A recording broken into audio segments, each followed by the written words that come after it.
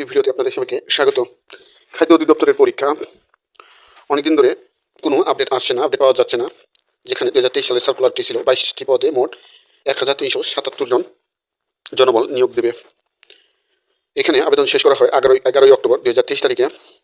এখন এই খাদ্য অধিদপ্তরের বিভিন্ন পদের পরীক্ষা কবে অনুষ্ঠিত হবে আপনাদের অনেকেরই কমেন্ট আসতেছে। দেখেন, পরীক্ষা একটু ডিলে হচ্ছে, এটা আপনাদের জন্য একরকম ভালো। কী জন্য ভালো? আপনারা সময় পাচ্ছেন প্রিপারেশন নেওয়ার জন্য, যথেষ্ট প্রিপারেশন নেওয়ার জন্য। এখানে বেশ কিছু ভালো ভালো পদ রয়েছে যেখানে অনেক বেশি লোক নিবে। যেমন উপখাদ্য পরিদর্শক, এখানে 356 জন লোক নিবে, যেখানে গ্রেড হলো 13তম গ্রেড। আবার সহকারী উপখাদ্য পরিদর্শক, যেখানে লোক নিবে হলো 222 জন, গ্রেডটা হলো 15 গ্রেড।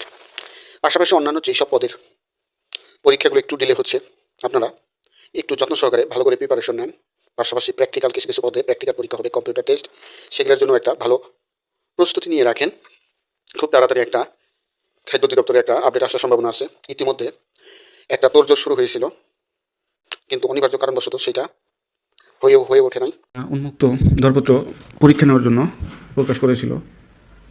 সেখানে মন্ত্রণালয়, খাদ্য মন্ত্রণালয়, প্রতিষ্ঠানের নাম খাদ্য অধিদপ্তর, আচ্ছা, কয়কারী প্রতিষ্ঠান, আচ্ছা, উন্মুক্ত দরপত্র OTM GPR 2008 অনুযায়ী পরিচালিত, আচ্ছা, রাজস্ব খাতের প্যাকেজ নম্বর 7।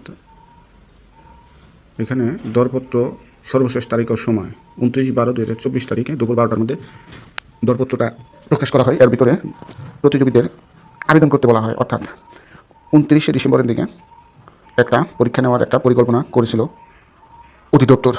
খাদ্য অধিদপ্তর থেকে এরকম একটা দরপত্র প্রকাশ করা হয়, উন্মুক্ত দরপত্র।